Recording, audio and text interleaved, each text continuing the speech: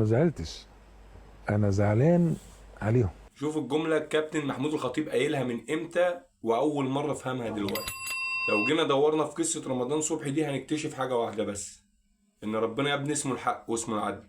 في سنة 2019 في واقعة شهيرة المعيد مرضيش ورفض انك يتلصق لك يا رمضان، فقال هطلع اعمل عمرة وادعي على اللي ظلموني. فسبحان الله، ادي الوقت دي كان هو محبوس على ذمة قضية وتوقفت 4 سنين بسبب المنشطات، ولسه هلوم مجرة، لسه انت الحبل على الجرار.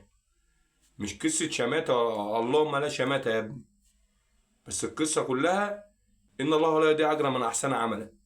بس انما انت هتغش وكده كده ربنا يمهل ولا يهمل. في نصيبة او في ورطة دلوقتي 4 سنين بره عن الكورة خلاف القضية اللي انت فيها عشان انت ظلمت الراجل. كابتن محمود الخطيب لما قال كده الواحد ما كانش فاهم الكلام ده، بس دلوقتي سبحان الله فهمه. قال لك انا مش زعلان منهم، انا زعلان عليهم.